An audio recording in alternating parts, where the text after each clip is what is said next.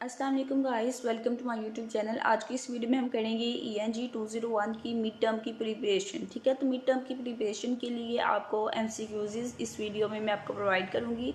Almost 50 MCQs जो हैं आज की इस वीडियो में प्रोवाइड किए जाएंगे। तो अगर इन MCQs को आप अच्छे से प्रिपेयर कर लेंगे तो इंशाल्लाह आपका पेपर जो है वो बहुत अच्छा हो जाएगा और MCQs जो हैं वो आपके क्लियर हो जाएंगे। ठीक है, तो ज़्यादा पोर्शन जो है पेपर में वो MCQs का ही है, इसलिए आपने ज़्यादा फोकस जो है वो MCQs पे करना है। स्टार्ट करते हैं हम अपनी वीडियो को। अच्छे से तमाम MCQs को आपने प्रिपेयर कर लेना है अपने पेपर में जाने से पहले। तो सबसे पहला जो हमारे पास MCQs है वो क्या है कि where can we apply 7 Cs। ठीक है, कि आपके हैंडओवर्स में 7 Cs गिवन है, तो वो 7 Cs जो हैं वो कहाँ पे हम अप्लाई करते हैं ये हमसे पूछा गया है। तो आपको पता होना चाहिए कि 7 Cs जो हैं वो अप्लाई करते हैं हम रिटर्न और ओरल कम्युनिकेशन में। ठीक है, जब हम रिटर्न या ओरल कम्युनिकेशन कर रहे होते हैं, लिख के कम्युनिकेशन या फिर बोल के हम कम्युनिकेशन कर रहे होते हैं, जिस तरह से मैं आपसे कम्युनिकेट कर रही हूँ। ठीक है, तो ये कम्युनिकेशन जो है रिटर्न और ओरल दोनों में हम जो है अप्लाई कर सकते हैं 7 Cs को। तो ऑप्शन नंबर डी आपके पास इसका करेक्ट आंसर है। तो मैं आपके पास सारे MCQs जो हैं उनको मैं रीड नहीं करूँगी, जस्ट जो करेक्ट MCQs होगा टू दी पॉइंट हम उस MCQs की तरफ जाएंगे और वो मैं आपको बताऊंगी। ठीक है, वीडियो जो है वो ज़्यादा लेंथी ना हो, इसलिए मैं जस्ट आपको करेक्ट आंसर जो है वो बताऊंगी कि ये करेक्ट आंसर है। नेक्स्ट वन चलते हैं, क्या है कि communication can be defined as. ठीक है, कम्युनिकेशन जो है आप उसको किस तरह से डिफाइन कर सकते हैं ये हमसे पूछा गया है MCQs में। तो इसका जो हमारे पास करेक्ट ऑप्शन होगा वो होगा कि कम्युनिकेशन जो है वो एक एक्टिविटी है जिसमें हम इंफॉर्मेशन को कन्वे करते हैं दूसरे तक। ठीक है, कम्युनिकेशन क्या है इसको मैं हाईलाइट कर देती हूँ करेक्ट आंसर को। कम्युनिकेशन क्या है कि आप कम्युनिकेशन को इस तरह से डिफाइन करेंगे कि वो एक्टिविटी जिसमें हम इंफॉर्मेशन को किसी दूसरे तक कन्वे करते हैं वो कम्युनिकेशन है। जैसे मैं इंफॉर्मेशन को आप तक कन्वे कर रही हूँ तो ये हमारी क्या है, ये कम्युनिकेशन है। ठीक है, इस एक्टिविटी को हम कम्युनिकेशन कहेंगे। नेक्स्ट वन क्या है कि which of the following is the primary vehicle for communication within an organization. ठीक है, कि वो कौन सा प्राइमरी व्हीकल है जिसके थ्रू आप within the organisation communication कर सकते हैं। ठीक है, तो आपके पास ऑप्शंस हैं लेटर, रिपोर्ट, मेमोरेंडम। ठीक है, तो जो मेमो है, मेमोरेंडम या फिर मेमो भी लिखा हो सकता है। ठीक है, इसका शॉर्ट फॉर्म जो है वो भी लिखी हो सकती है मेमो। तो मेमो या मेमोरेंडम जो होगा वो हमारे पास होगा जब हम within the organisation communicate कर रहे हैं। ठीक है, लेकिन अगर आप आउटसाइड दी ऑर्गेनाइजेशन कम्युनिकेट कर रहे हैं तो फिर आपके पास जो आंसर आएगा वो लेटर होगा। ठीक है, अगर आपको कहा जाए कि within the organisation communication हो रही है और कौन सा यहाँ पे प्राइमरी व्हीकल है, कौन सा यहाँ पे लेटर जो है वो यूज़ किया गया है, कौन सा डॉक्यूमेंट जो है वो यूज़ किया गया है, तो आप कहेंगे कि यहाँ पे मेमोरेंडम यूज़ किया गया है, यानी कि मेमो। ठीक है, अगर आउटसाइड द ऑर्गेनाइजेशन कहा जाएगा कौन सा डॉक्यूमेंट यूज़ हुआ है तो आप कहेंगे लेटर। नेक्स्ट वन क्या है कि which one is not an optional part of a letter. ठीक है, लेटर के कुछ ऑप्शनल पार्ट होते हैं, तो हमने बताना है कि जो यहाँ पे जो MCQs गिवन है इनमें से कौन सा लेटर का ऑप्शनल पार्ट नहीं है।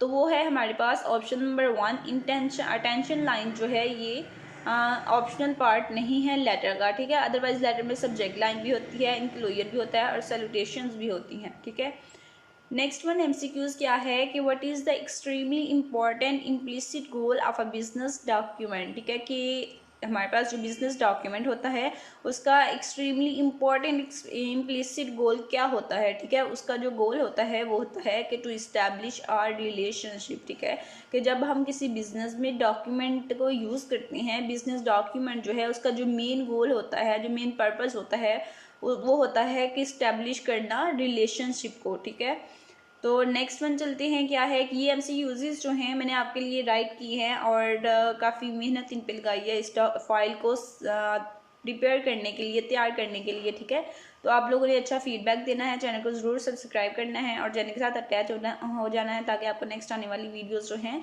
वो मिलती रहें।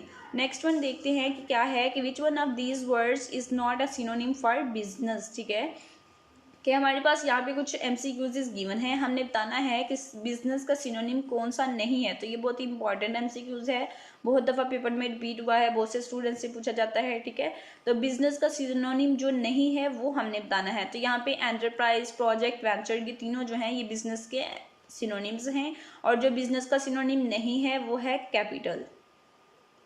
यानी कि ऑप्शन नंबर ए आपके पास इसका करेक्ट आंसर होगा। नेक्स्ट वन क्या है कि which of the following are real but unnamed reader. ठीक है, कि कौन से यहाँ से जो एमसीक्यूज गिवन है कौन सा रियल है बट अननेम्ड रीडर है, उसका हमने नेम बताना है जो रियल और अननेम्ड रीडर होते हैं। तो आपके पास आपके हैंडओवर्स में गिवन है 3 तरह के आपके पास रीडर्स होते हैं। एक होते हैं फैंटोम, ठीक है, फ्यूचर और कॉम्प्लेक्स। तो हमने बताना है कि ये किसकी डेफिनेशन है, वो कौन से रीडर है जो रियल और अननेम्ड रीडर होते हैं। तो वो होते हैं हमारे पास फैंटोम रीडर्स। ठीक है, फैंटोम रीडर्स जो होते हैं वो रियल होते हैं और अननेम्ड होते हैं। नेक्स्ट वन क्या है कि which of the following should not be used while answering the phone. ठीक है, कि अगर आप जो है फ़ोन पे आंसर कर रहे हैं, यानी कि आप किसी के कॉल अटेंड कर रहे हैं, तो उस पर आप कौन सा आंसर जो है वो नहीं देते। कीन स्पीकिंग, ठीक है, ये भी आप बताते हैं कि कौन बात कर रहा है। जैसे आप बात कर रहे हैं, आपका नेम लिया तो आप कहेंगे अली स्पीकिंग। ठीक है, तो ये भी आप कहते हैं दिस इज़ कीन, ये भी आप कहते हैं कि मैं कीन हूँ। ठीक है, यहाँ पे कीन बात कर रहा है। ठीक है, उसके बाद आप कह सकते हैं यू कैन होल्ड ऑन, कि आप होल्ड करें, क्या आप होल्ड कर सकते हैं। तो ये तीनों आंसर जो हैं जब हम किसी आंसर कर रहे होते हैं फ़ोन कॉल को, ठीक है, तो हम ये तीनों आंसर जो है वो दे सकते हैं। लेकिन व्हाट डू यू वांट, ठीक है, आप क्या चाहते हैं, आपको क्या चाहिए, ठीक है, इस तरह से हम नहीं बात करते, ये आंसर हम नहीं देते। तो इट्स मीन ये हमारा करेक्ट आंसर होगा कि व्हाट डू यू वांट। ठीक है, ये हम नहीं कहते जब हम कॉल अटेंड कर रहे होते हैं। नेक्स्ट वन क्या है कि select the statement about the communication process that is not true. तो हमने वो कम्युनिकेशन प्रोसेस जो है उसको सिलेक्ट करना है जो ट्रू नहीं है। तो वो हमारे पास है कि your performance in business will not be जज बाय योर कम्युनिकेशन ओनली। क्योंकि ये स्टेटमेंट जो है ये फॉल्स है, क्योंकि आपके बिजनेस में बिजनेस कम्युनिकेशन जो होती है, कम्युनिकेशन में आपकी परफॉर्मेंस जो है वो कम्युनिकेशन से जज की जाती है कि कितनी अच्छी आपकी कम्युनिकेशन, जितनी अच्छी आपकी कम्युनिकेशन होगी उतनी अच्छी आपकी बिजनेस में परफॉर्मेंस होगी। सो इसको जज किया जा सकता है, लेकिन यहाँ पे लिखा है कि विल नॉट बी जज, इट्स मीन कि ये स्टेटमेंट जो है ये ट्रू नहीं है। तो यही हमारा आंसर होगा। नेक्स्ट वन क्या है कि which of the following is the process of drafting your message. ठीक है, कि आप मैसेज को ड्राफ्ट करने का प्रोसेस क्या है। हमारे पास एमसीक्यूज गिवन हैं, तो जो हमारे पास मैसेज को ड्राफ्ट करने का प्रोसेस है उसको हम कहते हैं कंपोजिंग। ठीक है, तो ऑप्शन नंबर ये बहुत रिपीटेड एमसीक्यूज है, बहुत दफ़ा रिपीट होता है। ठीक है, ड्राफ्टिंग योर मैसेज, के आप मैसेज को ड्राफ्ट कर रहे हैं तो उसका प्रोसेस को हम क्या कहते हैं, तो उसको हम कहते हैं कंपोजिंग। नेक्स्ट वन है कि सेंटेंस कंसिस्ट ऑफ 2 पार्ट्स। तो एक हमारे पास सेंटेंस है, उसके 2 पार्ट्स हैं। वन इज सब्जेक्ट, ठीक है, एक सेंटेंस 2 पार्ट्स हैं, एक जो है वो सब्जेक्ट है। तो सेकंड जो है वो क्या होगा, ठीक है, तो वो होगा प्रीडिकेट। ठीक है, ये इंपॉर्टेंट एमसीक्यूज है कि अगर आपके पास एक सेंटेंस है उसके 2 पार्ट्स हैं, तो एक पार्ट जो है वो सब्जेक्ट है, तो सेकंड क्या होगा, सेकंड होगा प्रीडिकेट। नेक्स्ट वन है which of the following gives you an opportunity to get your message across to sceptical और हॉस्टाइल ऑडियंस। ठीक है, तो ये जो है ये भी एक इंपॉर्टेंट एमसीक्यूज है, रिपीटेड एमसीक्यूज है, इसको भी आपने अच्छे से याद करना है। ये तमाम एमसीक्यूज जितने भी मैं आपको प्रोवाइड कर रही हूँ ऑलमोस्ट 50 एमसीक्यूज हैं, इन सबको आपने अच्छे से प्रिपेयर करके तो फिर आपने पेपर में जाना है। ठीक है, मोस्ट रिपीटेड एमसीक्यूज हैं ये।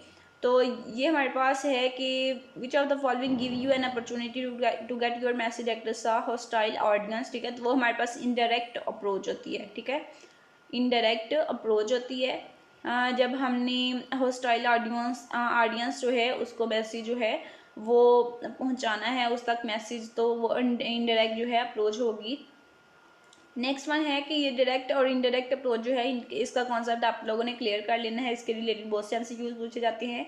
नेक्स्ट वन क्या है कि which of the following you should avoid when writing a claim letter. कि जब आप क्लेम लेटर राइट कर रहे होते हैं तो आप कौन सी चीज़ से अवॉइड करते हैं कि आपने इस चीज़ को नहीं लिखना या इस चीज़ को नहीं कंसिडर करना। ठीक है, तो वो होता है कंप्लेनिंग टोन। ठीक है, कि जब आप कोई लेटर राइट कर रहे हैं, क्लेम लेटर, यानी कि आपसे कोई मिस्टेक हो गया, आप क्लेम कर रहे हैं कि मुझसे मिस्टेक हो गया, तो उसमें आप जो है वो ऐसी टोन नहीं यूज़ करेंगे जिसमें आप कंप्लेन कर रहे हो, किसी को ब्लेम कर रहे हो। ठीक है, तो यहाँ पे हमारे पास आएगा कि आप कंप्लेनिंग टोन जो है वो हम यूज़ नहीं करेंगे, इसको यूज़ करने से अवॉइड करेंगे जब हम क्लेम लेटर जो है वो राइट कर रहे हैं। नेक्स्ट वन है when you are writing a routine message that what kind of approach will be use. ठीक है, कि जब आप रूटीन का मैसेज जो है वो राइट कर रहे हैं तो आप कौन सी अप्रोच यूज़ करेंगे। तो आप यूज़ करेंगे डायरेक्ट अप्रोच। ठीक है, इनडायरेक्ट अप्रोच नहीं यूज़ की जाएगी, यहाँ पे डायरेक्ट अप्रोच यूज़ की जाएगी जब आप रूटीन मैसेज को राइट कर रहे हैं। नेक्स्ट वन है कि what is meant by the term connotative. ठीक है, कैनोटेटिव आपके पास एक टर्म है तो उसका अपने मीनिंग बताना है कि क्या मीनिंग है। ठीक है, कैनोटेटिव वर्ड जो है, टर्म जो है, ये रेफर करती है एसोसिएशन को that are connected to a certain word. ठीक है, यहाँ पे हमारे पास ये गिवन एमसीक्यूज इसमें से करेक्ट आंसर होगा। और कैनोटेटिव और डेनोटेटिव ये दो टर्म्स हैं, इन दोनों टर्म्स का मीनिंग आपको आना चाहिए। ठीक है, ये दोनों जो हैं इंपॉर्टेंट एमसीक्यूज हैं, बहुत दफ़ा रिपीट होते हैं। कैनोटेटिव का मीनिंग क्या है कि कैनोटेटिव जो है वो रेफर करता है एसोसिएशन को जो कि किसी सर्टन वर्ड के साथ कनेक्टेड होती हैं, that are connected to a certain word. ठीक है, एमसीक्यूज नंबर बी हमारे पास इसका करेक्ट आंसर है। नेक्स्ट वन है कि why comparison is useful for paragraph development. की जब आप पैराग्राफ राइट कर रहे हैं, पैराग्राफ डेवलप कर रहे हैं, तो आपके लिए कंपैरिजन जो हैं वो कितने यूज़फुल होते हैं या क्यों यूज़फुल होते हैं। ठीक है, तो कंपैरिजन इसलिए यूज़फुल होते हैं क्योंकि ये एम्फसाइज करते हैं सिमिलैरिटीज़ को। ठीक है, और यहाँ पे कंपैरिजन है, अगर कंट्रास्ट होता कि पैराग्राफ डेवलप हो रहा है, डेवलप कर रहे हैं, राइट कर रहे हैं, तो कंपैरिजन, यहाँ पे कंपैरिजन है। लेकिन अगर यहाँ पे कंट्रास्ट होता कि कंट्रास्ट जो है वो क्यों यूज़फुल होते हैं, तो फिर आप कहते हैं कि इट एम्फसिस डिफरेंसेस। ठीक है, यहाँ से दो एमसीक्यूज बन रहे हैं। अगर कहेंगे कि कंपैरिजन जो है पैराग्राफ डेवलपमेंट के लिए क्यों ज़रूरी हैं, क्यों यूज़फुल हैं, तो वो होगा इट एम्फसाइज सिमिलैरिटीज़। और अगर यहाँ पे कंट्रास्ट होगा तो इट्स मीन कि इट एम्फसिस डिफरेंसेस। यहाँ से इस एमसीक्यूज को हाईलाइट कर देती हूँ मैं। नेक्स्ट वन है कि which of the following complimentary close is accurate in general letter writing. ठीक है, कि जनरल लेटर राइटिंग आप राइट कर रहे हैं तो उसमें कॉम्प्लीमेंट्री क्लोज जो है वो कौन सा एक्यूरेट होगा। तो यहाँ पे हमारे पास तीन कॉम्प्लीमेंट्री क्लोज जो हैं वो गिवन है कि जब आप कोई लेटर राइट कर रहे होते हैं उसके नीचे जो आपने लिखना होता है यूअर सिंसियरली। ठीक है, और उसके बाद नेम अपना। ठीक है, तो यहाँ पे यूअर सिंसियरली, जस्ट सिंसियरली भी लिख सकते हैं, और यूअर्स रिस्पेक्टफुली। ठीक है, ये तीनों जो हैं ये आप राइट कर सकते हैं, तीनों जो हैं एक्यूरेट हैं। इट्स मीन कि हमारे पास ऑल ऑफ द अबव जो है वो आंसर करेक्ट होगा। नेक्स्ट वन है कि what is the goal of a non conventional resume. ठीक है, कि नॉन कन्वेंशनल जो रिज्यूम होते हैं उनका गोल क्या होता है। हमारे पास एमसीक्यूज गिवन है, जो करेक्ट एमसीक्यूज है वो हम सिलेक्ट कर लेते हैं। वो है put the most important information first. ठीक है, कि रिज्यूम जो होते हैं नॉन कन्वेंशनल रिज्यूम, उनका जो मेन गोल होता है वो होता है कि जो मोस्ट इम्पॉर्टेंट इन्फॉर्मेशन है उसको फर्स्ट पे पुट कर दो, यानी कि उसको सबसे पहले लिखो। ठीक है, मोस्ट इम्पॉर्टेंट इन्फॉर्मेशन को। नेक्स्ट है कि a fault in the communication procedure where the meaning of the message is lost in translation from intention to language और from language to understanding is called dash. ठीक है, कि communication procedure में fault है, ठीक है, तो मीनिंग ऑफ मैसेज जो है वो लॉस्ट हो। ठीक है, जो असल मीनिंग है मैसेज का वो लॉस्ट हो जाता है। ठीक है, ट्रांसलेशन करते हुए। तो अंडरस्टैंडिंग लैंग्वेज टू अंडरस्टैंडिंग। ठीक है, तो ये इंटेंशन टू लैंग्वेज या फिर लैंग्वेज को अंडरस्टैंडिंग जो है ये क्या कहलाएगी, ये कहलाएगी डिस्टॉर्शन। ठीक है ना, जब कम्युनिकेशन प्रोसीजर में फॉल्ट है और मीनिंग जो है वो आप मीनिंग जो है वो लॉस्ट हो गया, असल मीनिंग जो है कोई और मीनिंग आपने समझ लिया ट्रांसलेशन के दौरान। ठीक है, तो ये किस में होता है, ये डिस्टॉर्शन में होता है। तो ऑप्शन नंबर ए हमारे पास इसका करेक्ट आंसर होगा। रिपीटेड एमसीक्यूज है और इम्पॉर्टेंट है। उसके बाद है which of the following is the basis of courtesy. ठीक है, तो कर्टेसिस की बेस क्या होती है, ये भी बहुत इंपॉर्टेंट एमसीक्यूज है। कर्टेसी की बेस जो होती है वो हमारे पास करेक्ट आंसर है उसका यू एटीट्यूड। ठीक है, कर्टेसी की जो बेस होती है, बेसिस होती है, वो है यू एटीट्यूड। तो इम्पॉर्टेंट एमसीक्यूज है। नेक्स्ट वन है कि which of the following are an essential component of employment process. Employment process का जो इसेंशियल कंपोनेंट होता है वो कौन सा है, वो है रेफरेंसेस। ठीक है, किसी भी बिजनेस में एम्प्लॉयमेंट प्रोसेस का जो इसेंशियल कंपोनेंट होता है वो होते हैं रेफरेंसेस। नेक्स्ट वन है कि which of the following can be defined as follows, it is not merely politeness with mechanical insertion of please and thank you, ठीक है, that it is politeness that grows out of respect and concerns for other, ठीक है। ये यहाँ पे जो statement define की गई है वो हमने बताना है कि उसको क्या कहते हैं, ठीक है, वो किसकी डेफिनेशन है। तो यहाँ पे कहा गया है कि ये पोलाइटनेस नहीं है कि आप जस्ट प्लीज़ और थैंक यू का वर्ड जो है वो यूज़ कर लें, ठीक है, बल्कि पोलाइटनेस तो ये है कि आप दूसरों की रिस्पेक्ट करें, ठीक है, दूसरों के फ़ायदे के लिए सोचें, उनके कंसर्न के लिए ठीक है सोचें और बात करें। तो यहाँ पे हमारे पास इसकी जो होती है डेफिनेशन है ये जिसकी, वो है हमारे पास कर्टिसी, ठीक है। कर्टिसी की ये डेफिनेशन है कि just please and thank you का वर्ड जो है वो आप यूज़ कर लेंगे तो ये पोलाइटनेस नहीं है, बल्कि पोलाइटनेस ये है कि आप दूसरों के लिए कंसर्न शो करें, दूसरों के लिए रिस्पेक्ट शो करें, ठीक है। तो ये हमारे पास कर्टिसी में होता है। नेक्स्ट वन है कि what strategies should be opted for writing to technicians, ठीक है, अगर आप टेक्निकेन्स राइट कर रहे हैं तो उसके लिए कौन सी स्ट्रेटजीज जो हैं वो मस्ट ज़रूरी हैं, नेसेसरी हैं, ठीक है। तो यहाँ पे 3 हमें गिवन हैं टेक्निक्स स्ट्रेटजीज, तो ये तीनों जो हैं इम्पॉर्टेंट हैं टेक्निकेन्स राइट करने के लिए। तो इट्स मीन कि हमारे पास ऑल ऑफ द अबव जो आंसर है वो इसका करेक्ट आंसर है। Next one also very important MCQs है कि claim letter is also called, ठीक है, ये बहुत से स्टूडेंट से पूछा जाएगा और पहले भी पूछा जाता है कि claim letter is also called, claim letter जो है उसका दूसरा नेम क्या है या उसको हम क्या कहते हैं, उसका दूसरा नेम हमने बताना है। तो उसको हम कंप्लेंट लेटर भी कहते हैं, क्लेम लेटर को हम कंप्लेंट लेटर भी कहते हैं।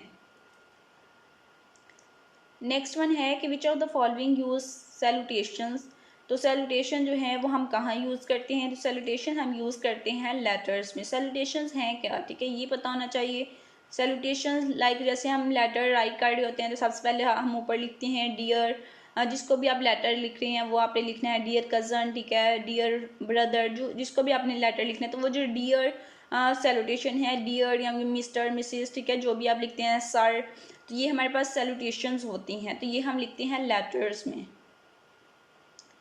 नेक्स्ट वन है which of the following is used in a letter to emphasise a point or to include a brief personal message, ठीक है, वो कौन सा लेटर है जो एम्फसाइज करता है पर्सनल मैसेज को, पर्सनल मैसेज का जो पॉइंट होता है उसको, या फिर वो कौन सा लेटर है जिसमें हम एम्फसाइज करते हैं, लेटर का कौन सा पार्ट है जिसमें हम एम्फसाइज करते हैं अपने पर्सनल मैसेज को इन ब्रीफ, ठीक है, यानी कि इन शॉर्ट या फिर एज अ समरी, इनका कंक्लूजन, ठीक है, जिस तरह से हम अपने असाइनमेंट जीडीपी लिखते हैं तो लास्ट में हम लिखते हैं कि इन समरी ये हमारा आंसर हुआ, इन कंक्लूजन, ठीक है, तो उस तरह से ये पूछा गया है कि इन शॉर्ट जो है मैसेज जो हम लास्ट पे देते हैं वो लेटर का कौन सा पॉइंट जो है एम्फसाइज करता है, तो वो हमारे पास होते हैं एंड नोट्स, ठीक है, जब हम लेटर राइट करते होते हैं तो लास्ट में हम एंड नोट्स देते हैं, एंड नोट्स में हम इन शॉर्ट जो है अपना मैसेज जो है वो दे देते हैं, तो एंड नोट्स हमारे पास करेक्ट आंसर होगा। नेक्स्ट वन है कि letters are usually just 1 page and consist of 3 sections, ठीक है,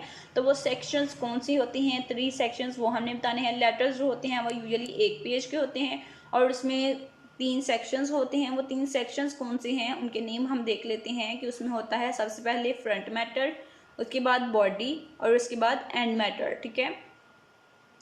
लाइक ऊपर लेटर के ऊपर जो हम डेट वगैरह लिखते हैं, डियर सर मिस्टर, ठीक है, जो भी लिखते हैं एड्रेस वगैरह, वो हमारे पास होता है फ्रंट मैटर। उसके बाद हमारे पास बॉडी होती है कि जिस भी अबाउट हमारा लेटर है जो भी हमारी, ठीक है, वो हमने लिखनी है। उसके बाद एंड मैटर होता है जिसमें हम अगेन जो है अपना point of view short of in short अपना मैसेज देते हैं, ठीक है, और एंड मैटर में हम वो देते हैं योर सिंसियरली, ठीक है, ये सारी चीज़ें जो हैं वो देते हैं। नेक्स्ट वन देखते हैं कि which of the following is achieved through a balance between precise language and familiar language, ठीक है, कि अगर आपकी फेमिलियर और प्रिसाइज लैंग्वेज में बैलेंस है तो आप किस चीज़ को अचीव कर सकते हैं, आप क्लैरिटी को अचीव कर सकते हैं कि अगर आपकी फेमिलियर लैंग्वेज और प्रिसाइज लैंग्वेज में बैलेंस है, ठीक है, तो फिर आप क्या है कि आप अपने मैसेज को ज़्यादा क्लियरली जो है पहुंचा सकते हैं दूसरों तक। तो यहाँ पे हमारे पास आएगा क्लैरिटी। नेक्स्ट वन है कि which of the following are included in the functional words, ठीक है, कि इनमें से कौन सी चीज़ें जो हैं वो हम फंक्शनल वर्ड्स में इंक्लूड करते हैं। तो हमारे पास जो करेक्ट आंसर होगा वो होगा conjunctions, prepositions, articles and pronouns. ठीक है, ये 4 चीज़ें जो है ये हम इंक्लूड करते हैं फंक्शनल वर्ड्स में। जब हम फंक्शनल वर्ड्स को यूज़ करते हैं तो उनमें हम ये 4 चीज़ें जो हैं इंक्लूड करते हैं। 100% करेक्ट एंड वेरीफाइड आंसर है, आप इनको एज इट इज़ याद कर सकती हैं। नेक्स्ट वन एमसीक्यूज है कि which of the following is best when you want immediate feedback. ठीक है, कि अगर आप जब आप इमीडिएट फीडबैक चाहते हैं, ठीक है, तो आप कौन सा मीडियम जो है वो यूज़ करेंगे। लाइक जैसे मैं आपसे बात कर रही हूँ, ठीक है, तो ये क्या है, ये ओरल मीडियम है। तो ओरल यानी कि मैं बोलकर आपसे कम्युनिकेट कर रही हूँ, तो ये हमारा ओरल मीडियम है। तो ओरल मीडियम जो है उसमें हमें इमीडिएटली फीडबैक चाहिए होता है। ठीक है, तो इमीडिएटली फीडबैक ओरल मीडियम में दिया जा सकता है। जैसे अभी आप मुझे बता सकते हैं, ठीक है, कि वीडियो जो है वो आपको कितनी अच्छी लगी, कि ठीक है, आपकी कितनी हेल्पफुल रही। ठीक है, इस तरह से। तो ये हमारे पास ओरल मीडियम होता है जिसमें हम इमीडिएट फीडबैक चाहते हैं। नेक्स्ट वन चलते हैं, क्या है, यहाँ पे इसको मैं हाईलाइट कर देती हूँ ओरल मीडियम को। विच of the following is the best when you don't need immediate feedback. ठीक है, पहले हमने देखा कि जब हमें इमीडिएट फीडबैक चाहिए होता है तो हम कौन सा मीडियम यूज़ करते हैं, ओरल। लेकिन अब यहाँ पे हम बात कर रहे हैं कि when you don't need immediate feedback but you do need speed. ठीक है, जब आपको इमीडिएट फीडबैक नहीं चाहिए होता लेकिन आपको स्पीड जो है वो चाहिए होती है। ठीक है, तो फिर आप यूज़ करते हैं इलेक्ट्रॉनिक मीडियम। ठीक है, इलेक्ट्रॉनिक मैसेज जो है वो आप यूज़ करते हैं। इलेक्ट्रॉनिक मैसेज जो है उसकी स्पीड होगी और इमीडिएट फीडबैक भी उसका नहीं होता, तो इसलिए हम इसको यूज़ करेंगे। नेक्स्ट वन है which of the following aims at gathering specific information. ठीक है, कि gathering information, specific information gather करने का एम जो है इनमें से क्या है।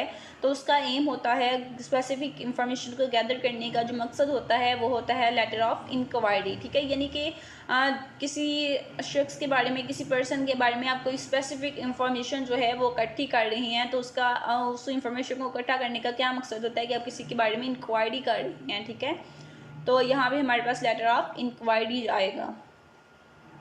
नेक्स्ट वन है कि which of the following suggest the following statement. ठीक है, first group the ideas and then put them in sequence. ठीक है, कि कौन सी स्टेटमेंट जो है वो सजेस्ट कर रही है यहाँ से करेक्ट ऑप्शन को, कि पहले फर्स्ट ग्रुप द आइडियाज, पहले अपने आइडियाज को ग्रुप करो और फिर इनको सीक्वेंस में पुट कर दो। तो ये हमारे पास किस में होते हैं, जब हम मैसेज को ऑर्गेनाइज कर रहे होते हैं, कि सबसे पहले हम आइडियाज़, जितने भी हमारे पास आइडियाज़ होते हैं उन सब आइडियाज़ को हम ग्रुप कर लेते हैं, उनके ग्रुप्स बना लेते हैं और फिर हम उनको एक सीक्वेंस में राइट कर देते हैं, लिख देते हैं। तो ये हमारे पास होता है ऑर्गेनाइजिंग अ मैसेज में। ठीक है, ऑप्शन नंबर सी हमारे पास करेक्ट आंसर होगा, ऑर्गेनाइजिंग अ मैसेज।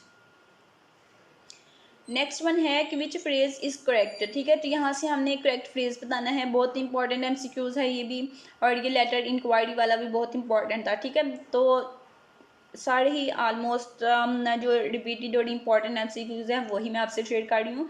तो यहाँ पे क्या है कि विच फ्रेज इज़ करेक्ट, कौन सी फ्रेज जो है वो करेक्ट है। ठीक है, तो यहाँ पे हमने बताना है व्हेन वर यू बर्न। ठीक है, ये स्टेटमेंट जो करेक्ट है। ठीक है, कि आप किसी से पूछ रहे हैं कि आप कब पैदा हुए। ठीक है, तो अब ये देखें कि आप ये तो नहीं पूछेंगे कि when you are born, when are you born और व्हेन यू बर्न। ठीक है, ये बर्न, ये तीनों जो हैं ये फॉल्स होंगे, क्योंकि आप पूछ रहे हैं पास्ट माजी की बात पूछ रहे हैं, तो यहाँ पे था, थे, थी, ये यूज़ होगा। ठीक है, तो इसलिए हम यहाँ पे वर्ड जो है वो यूज़ कर रहे हैं उसके लिए। ठीक है, तो हमारे पास जो करेक्ट सिंटेक्स होगा, करेक्ट फ्रेज जो होगी वो क्या होगी कि व्हेन वर यू बर्न। ठीक है, ऑप्शन नंबर ए जो है वो हमारे पास इसका करेक्ट आंसर होगा। नेक्स्ट वन है कि how many steps are essential for successful oral statement. ठीक है, कि आप सक्सेसफुल ओरल स्टेटमेंट जो है उसके लिए कितने इंपॉर्टेंट स्टेप्स जो हैं वो आपको फॉलो करने होते हैं। तो वो हमारे पास होते हैं 7 स्टेप्स। ठीक है, तो ऑप्शन नंबर सी आपके पास इसका करेक्ट आंसर होगा। नेक्स्ट वन है हमारे पास what is mean by term denotative. ठीक है, पहले हमने देखा कैनोटेटिव, तो अब हमारे पास है डेनोटेटिव। तो ये दोनों जो है, दोनों का अपने डिफरेंस जो है वो याद रखना है। डेनोटेटिव में क्या है कि डेनोटेटिव वर्ड जो है वो रेफर करता है किसी वर्ड के लिटरल मीनिंग को। ठीक है, ऑप्शन नंबर ए हमारे पास करेक्ट आंसर है कि डेनोटेटिव जो है वो रेफर करता है किसी वर्ड के लिटरल मीनिंग को। नेक्स्ट वन है कि which of the following factors enables you to evaluate the effectiveness of your message. ठीक है, कि वो कौन सा फैक्टर है जो आपकी मैसेज की इफेक्टिवनेस को इवेलुएट करता है। ठीक है, तो वो है फीडबैक। ठीक है, फीडबैक जो है वो हमें बताता है कि हमारा मैसेज जो है वो कितना इफ़ेक्टिवली दूसरों तक गया पहुंचा, ठीक है, या कितना इफ़ेक्टिवली रहा, कितना अच्छे से हमने मैसेज को कन्वे किया। तो ये सब चीज़ें जो है ये हमें फीडबैक से पता चलती हैं, ठीक है। जैसे ये वीडियो है तो वीडियो के नीचे आप अच्छा सा कमेंट करेंगे कि आपके लिए वीडियो जो है वो हेल्पफुल रही, या फिर आप पेपर दे के आएंगे, पेपर दे के आके आप बताएंगे कि आपकी जो है पेपर में कितने MCQs आए, कितनी हेल्पफुल आपके लिए वीडियो रही। तो ये आपका फीडबैक होगा और ये मुझे बताएगा कि वीडियो आपके लिए कितनी अच्छी थी, कितना अच्छे से मैं MCQs को आप तक कन्वे कर चुकी हूँ, ठीक है। तो नेक्स्ट वन क्या है कि if your message is specific, definite and vivid, ठीक है। अगर आपका मैसेज जो है वो स्पेसिफिक है, विविड और डेफिनाइट है, तो कौन सा प्रिंसिपल जो है यहाँ पे अप्लाई होगा, ठीक है। इंपॉर्टेंट MCQs है। यहाँ पे जो प्रिंसिपल अप्लाई होगा वो होगा हमारे पास कंक्रीटनेस, ठीक है। जब आपका मैसेज जो है वो स्पेसिफिक, डेफिनाइट और विविड होगा तो आपके पास जो प्रिंसिपल अप्लाई होगा वो होगा कंक्रीटनेस, ठीक है। इंपॉर्टेंट MCQs है। पेपर में जाने से पहले आपने इन तमाम सीज जो हैं, 7 सीज हैं आपके हैंडआउट्स में, 7 सीज का कॉन्सेप्ट जो है वो आपने क्लियर कर लेना है और इन तमाम का डिफरेंस जो है वो देख लेना है, क्योंकि इसके अबाउट 7 सीज के अबाउट MCQs पूछे जाते हैं और हो सकता है शॉर्ट क्वेश्चन भी पूछा जाए, ठीक है। तो नेक्स्ट चलते हैं, वो क्या है कि which guideline should be follow to ensure courtesy. अब ये देखें, ये भी एक सी है, कर्टिसी। तो कर्टिसी जो है वो उसकी गाइडलाइंस कौन सी हैं, यहाँ से हम बताते हैं। ये तीनों गाइडलाइंस जो हैं वो कर्टिसी में हम क्या करते हैं कि हम दूसरों को रिस्पेक्ट शो करते हैं, ठीक है, और इरिटेटिंग एक्सप्रेशंस जो होती हैं वो यूज़ नहीं करते और अप्रिशिएटिव होते हैं। तो यहाँ पे हमारे पास ऑल ऑफ द अबव जो है वो आंसर आएगा कर्टिसी में। नेक्स्ट वन है कि विच 3 types of reader usually exist, ठीक है। तो मैंने आपको पहले बताया कि 3 तरह के आपके पास रीडर्स होते हैं। कौन कौन से? Phantom readers, future readers and complex readers, ठीक है। तो ऑप्शन नंबर सी आपके पास यहाँ पे करेक्ट आंसर होगा। इंपॉर्टेंट MCQs है ये भी। नेक्स्ट वन है कि वाई इंपॉर्टेंट ऑब्जर्वेशंस, सजेशंस और ऑब्जेक्शंस शुड बी रिटन, ठीक है। इंपॉर्टेंट MCQs है ये भी कि आप ऑब्जर्वेशंस को, सजेशंस को और ऑब्जेक्शंस को क्यों राइट करते हैं, उनको राइट करना क्यों इम्पॉर्टेंट है, ठीक है। तो उनको राइट करना इम्पॉर्टेंट है क्योंकि हम उनको राइट करके तो एक परमानेंट रिकॉर्ड जो है वो क्रिएट कर देते हैं, ठीक है। कोई भी चीज़ जो है वो हम राइट करते हैं तो उसका एक परमानेंट रिकॉर्ड जो है वो क्रिएट हो जाता है। जैसे इस फाइल को मैंने राइट किया है तो ये मेरे पास एक परमानेंट रिकॉर्ड जो है वो सेव हो गया, क्रिएट हो गया, ठीक है। तो जब चाहे इसको मैं देख सकती हूँ। तो नेक्स्ट वन क्या है कि based language that might offend the audience is based on, ठीक है। बेस्ड लैंग्वेज क्या है जो ऑडियंस को ऑफेंड करती है, तो वो आपके पास कल्चरल बेस हो सकती है, जेंडर बेस हो सकती है, ठीक है। तो ऑप्शन नंबर ए आपके पास इसका करेक्ट आंसर है। नेक्स्ट वन है कि which question is use to ask about residential status. ये भी इंपॉर्टेंट MCQs है कि अगर आप किसी से उसकी रेजिडेंशियल स्टेटस जो उसका पूछ रहे हैं, किसी से उसका एड्रेस पूछ रहे हैं, तो उसके लिए आप क्या कहेंगे, ठीक है। कौन सी स्टेटमेंट यहाँ पे करेक्ट होगी, ठीक है। व्हाट्स योर एड्रेस, ये भी आप नहीं कहेंगे। Where do you belong to, ये भी नहीं। प्लीज़ साइन हेयर, ठीक है, ये भी आप नहीं कहेंगे। तो किसी से उसका एड्रेस पूछने के लिए, उसका रेजिडेंशियल स्टेटस पूछने के लिए जो आप क्वेश्चन करते हैं वो है वेयर आर यू फ्रॉम, ठीक है, कि आप कहाँ से हैं, ठीक है। वेयर आर यू फ्रॉम, कि आप कहाँ से हैं। नेक्स्ट वन है कि what is the last thing you need to do before you get ready to distribute your document, ठीक है, कि आपका डॉक्यूमेंट जो है वो रेडी हो गया है, डॉक्यूमेंट को आप डिस्ट्रीब्यूट करना चाह रहे हैं। तो डिस्ट्रीब्यूट करने से पहले या डॉक्यूमेंट जो है उसको आप आगे मैनेजर, ठीक है, आप किसी कंपनी में एम्प्लॉय हैं तो आप मैनेजर को डॉक्यूमेंट जो है प्रिपेयर करके आपने देना था, रेडी करके देना था, और डॉक्यूमेंट आपने रेडी कर लिया, अब आपने देना था। देने से पहले आप क्या काम करेंगे, लास्ट थिंग जो है सबसे लास्ट पे आप एक काम करेंगे कि जब आपका डॉक्यूमेंट जो है वो रेडी हो जाएगा तो फिर आप उसमें प्रूफ रीडिंग करेंगे। प्रूफ रीडिंग में क्या करेंगे कि आप उस डॉक्यूमेंट को दोबारा रीड करेंगे और उसमें से मिस्टेक्स या कोई गलती अगर आपको लगती है तो उसको आप करेक्ट करेंगे। तो ये हमारे पास प्रूफ रीडिंग होती है। यही थी आपकी ENG 201 की मिड टर्म की प्रिपरेशन के लिए ऑलमोस्ट 50 MCQs की वीडियो, ठीक है। मज़ीद सोल्यूशंस के लिए चैनल को ज़रूर सब्सक्राइब करें और चैनल के साथ अटैच होने ताकि आप तक मज़ीद वीडियोस पहुंचती रहें।